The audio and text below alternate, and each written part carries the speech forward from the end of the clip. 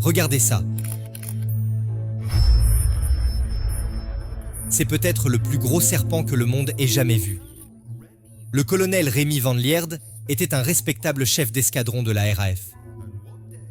Et un jour, il revenait d'une mission dans la région du Katanga, dans la jungle congolaise, lorsqu'il a vu ceci depuis son hélicoptère.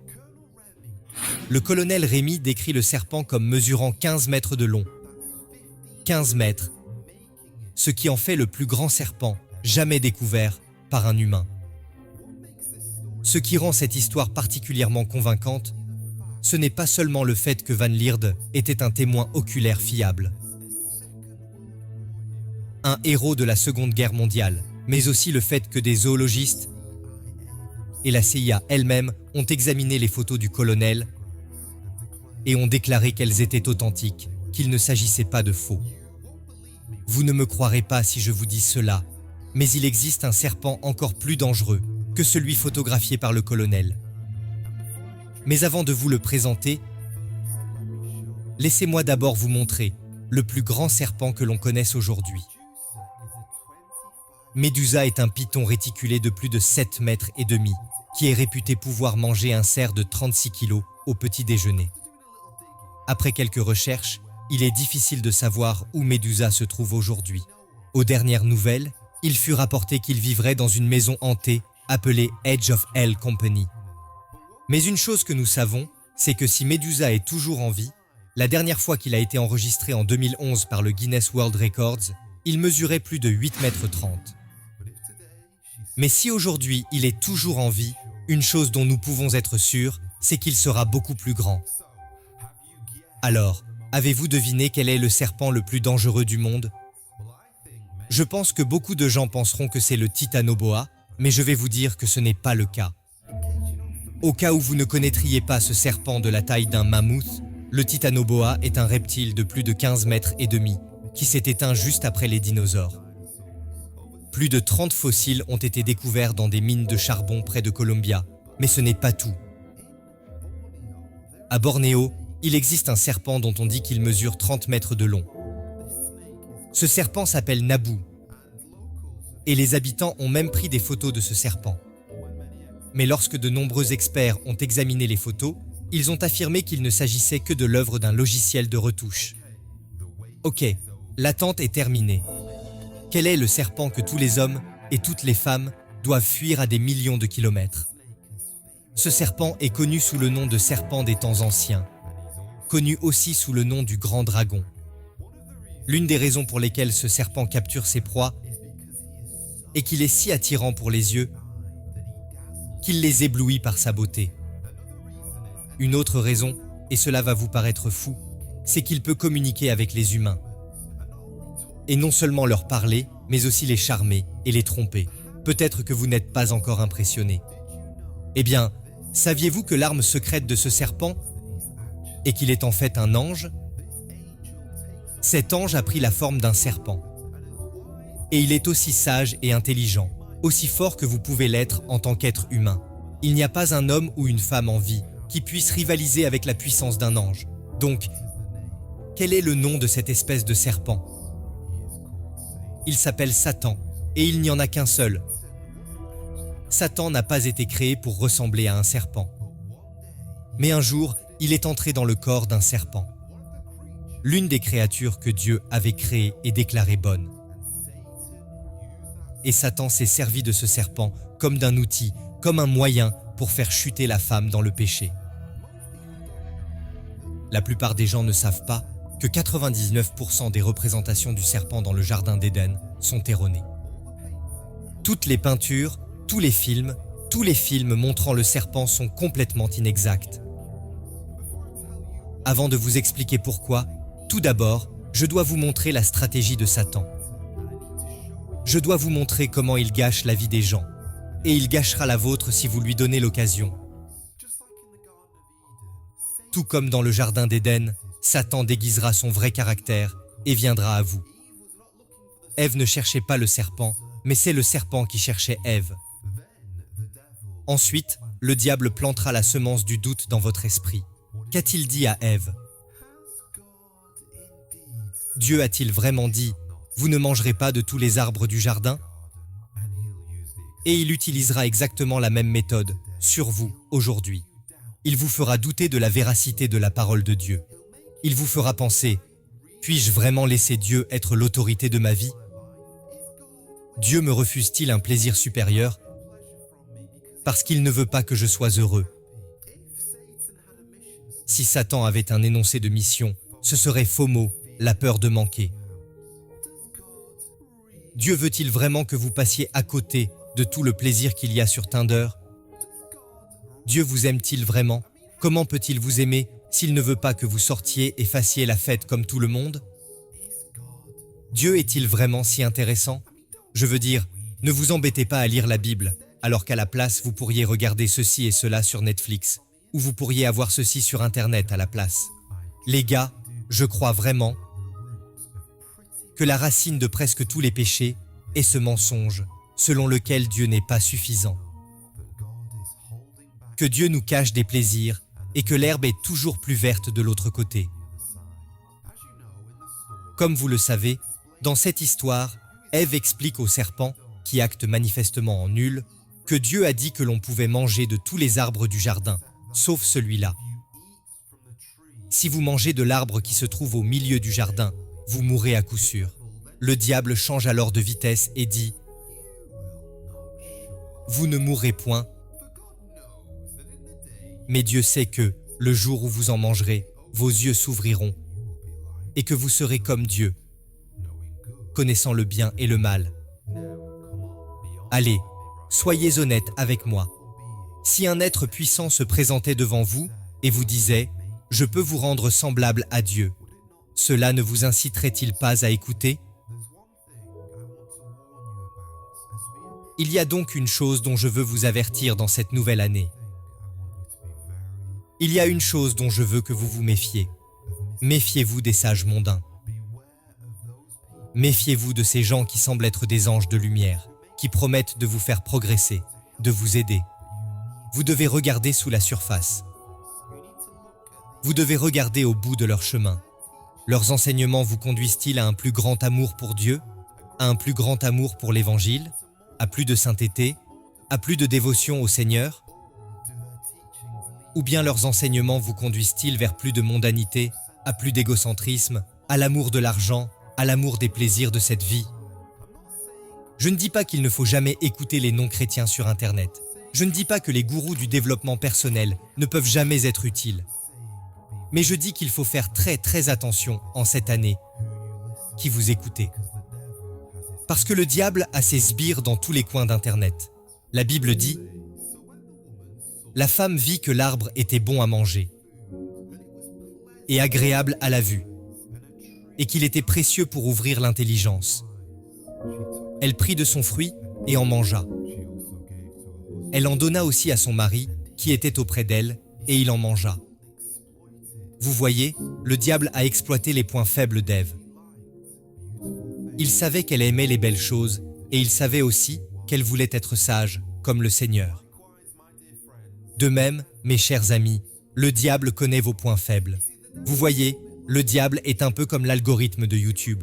Si vous aimez les vidéos de gymnastique et de fitness, et que vous en regardez une ou deux, tout à coup, quand vous allez sur YouTube, en face de vous, vous aurez plein de vidéos de gym et de fitness.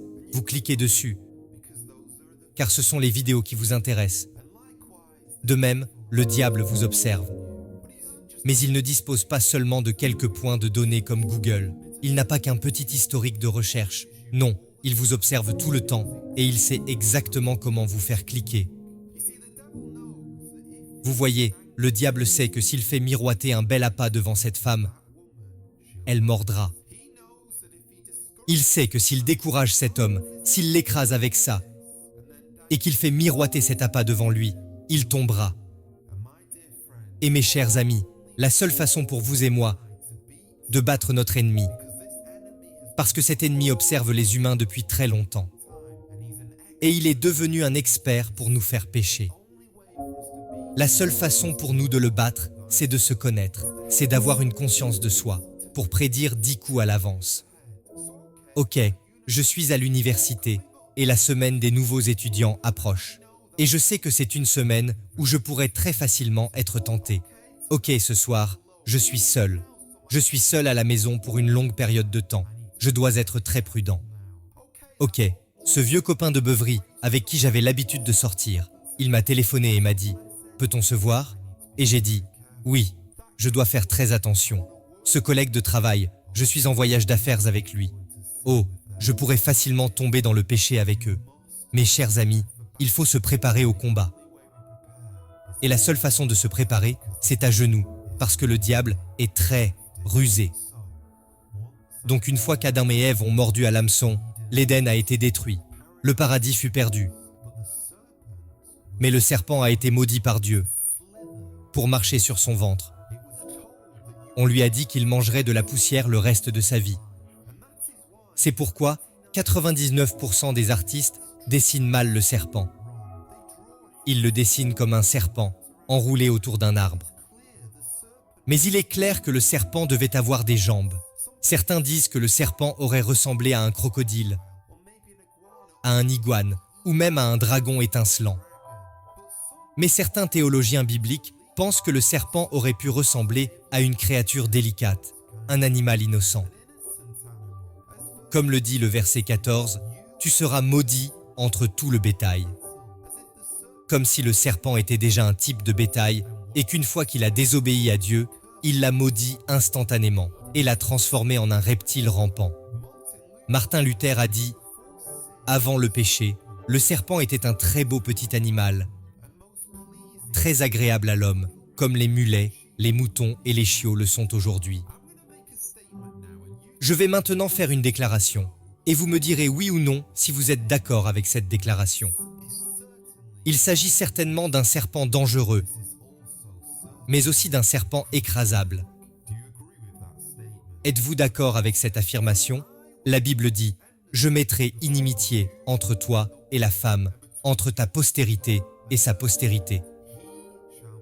Celle-ci t'écrasera la tête et tu lui blesseras le talon. » C'est le premier sermon évangélique jamais prêché.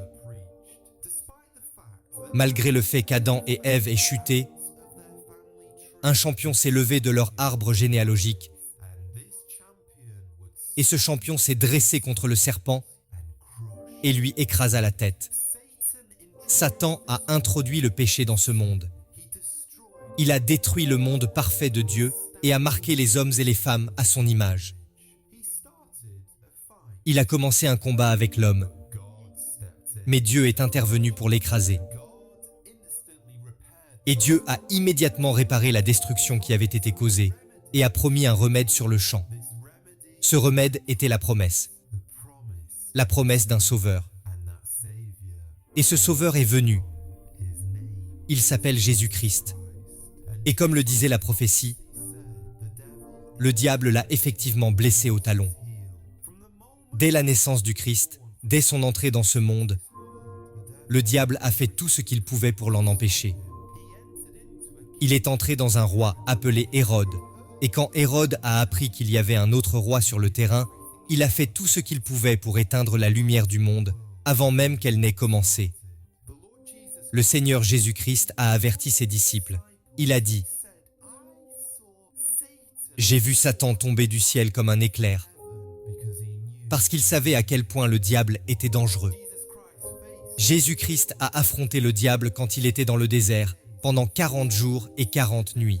Et le diable a fait tout ce qu'il pouvait pour meurtrir le talon du Christ. Mais le Seigneur Jésus-Christ en est sorti indemne. Le Seigneur Jésus-Christ a affronté de nombreux diables. On les appelait légions, et ces démons tremblaient en voyant le Seigneur Jésus. Ils disaient « S'il te plaît, ne nous envoie pas dans l'abîme, mais laisse-nous aller dans ce troupeau de porcs. » Alors le Christ, le champion, les a envoyés dans un troupeau de porcs. Je crois que le Seigneur Jésus-Christ a de nouveau affronté le serpent dans un autre jardin, le jardin de Gethsémane. Et il est dit dans la Bible que le Seigneur Jésus-Christ, sa sueur, était comme des gouttes de sang. Et je crois que le diable lui montrait les horreurs de ce qui allait se passer sur la croix. Et le Seigneur Jésus-Christ a eu un dernier combat avec le diable, sur la croix. le diable a utilisé de nombreux instruments. Il a utilisé Hérode, Pilate, Céphas, les Juifs et les Romains. Ils ont été utilisés comme de petites pièces d'échecs pour essayer d'écraser le roi. Et c'est bien ce qu'ils ont fait à mon roi. Ils lui ont mis une couronne d'épines sur le crâne. Ils ont enfoncé des clous dans ses mains et ses pieds. Ils l'ont frappé. Ils se sont moqués de lui. Ils l'ont meurtri. Et la Bible dit qu'il a plu au Seigneur de le meurtrir. Pourquoi? Parce que sur la croix, mon péché, votre péché, la pourriture que nous portons tous, les squelettes dans notre placard ont été déposés sur le Christ. Et le Seigneur Dieu a déversé toute sa colère, tout son jugement sur Jésus-Christ, afin que nous puissions être pardonnés, purifiés, et que notre péché ne soit plus visible si nous venons à Christ, le Sauveur. Ensuite, le Christ a été mis au tombeau. Et le diable, vous pouvez l'imaginer, il a sifflé. Ce serpent a sifflé de joie, pensant que tout était fini. Le divin avait été vaincu, mort, couché là. Mais le champion se releva, comme un homme qui sort d'un sommeil réparateur. Le Seigneur Jésus-Christ est ressuscité des morts. Et c'est ce jour-là que le Seigneur Jésus-Christ a finalement écrasé la tête du serpent. Il a été écrasé, vaincu. Et la Bible nous promet qu'un jour, le Seigneur Dieu reviendra. Et il nettoiera la terre de la traînée glissante du serpent. Et il la rendra toute neuve. Et je dois vous demander, êtes-vous prêts pour ce jour? Vous êtes-vous détourné du diable? Vous êtes-vous détourné des sages de ce monde? Et vous êtes-vous tourné vers le Christ? Avez-vous mis votre confiance dans le champion, le Seigneur Jésus-Christ, qui est mort pour vos péchés, qui est ressuscité d'entre les morts, et qui est prêt à vous donner la vie éternelle et à laver vos péchés avec son propre sang versé sur la croix? Venez à lui aujourd'hui. Et si vous aussi, vous voulez écraser la tête du serpent, savez-vous ce que vous pouvez faire pour y parvenir aujourd'hui? Prêchez l'Évangile. Chaque fois que l'Évangile est prêché, chaque fois qu'une âme est sauvée, la tête du serpent est à nouveau écrasée. Et si vous voulez apprendre à le faire, j'ai tout un tas de vidéos ici sur comment prêcher l'Évangile et partager l'Évangile efficacement.